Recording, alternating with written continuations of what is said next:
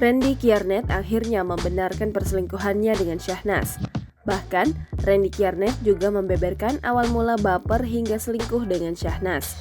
Randy menuturkan dirinya tak ada niatan untuk selingkuh. Awalnya, ia curhat ke Syahnas dan kemudian muncul rasa nyaman. Karena merasa nyaman, Randy akhirnya terus berbagi keluh kesah ke Syahnas hingga timbullah perselingkuhan. Randy menegaskan bahwa dirinya tak ada niatan untuk berselingkuh dari awal, apalagi mencari wanita lain untuk main-main. Adapun alasan Randy baru buka suara sebab dirinya memilih untuk menenangkan diri hingga akhirnya siap muncul di publik. Dilansir dari tribunsumsel.com, Randy punya alasan sendiri mengapa baru muncul ke publik. Hal itu diungkap Randy Kiernet dalam podcast bersama Denny Sumargo. Dalam perbincangan di podcast tersebut, Denny Sumargo langsung mencecar Randy Kiernet. Ia tampak penasaran dengan alasan Randy Kiernet yang tidak muncul di awal kasus perselingkuhan viral.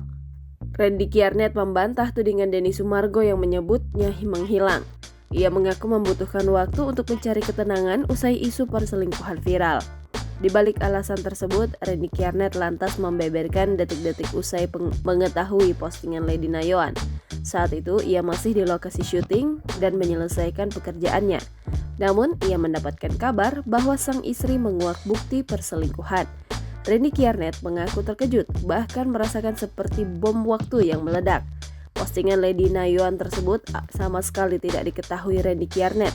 Mengetahui istri pergi dari rumah, Randy Kiernet mengaku risau. Denny Sumargo sempat mengungkapkan rasa kecewanya terhadap Randy Kiernet kepada Lady Nayoan. Ia mengaku sudah terlanjur kecewa dengan Randy yang berkhianat dari Lady Nayoan.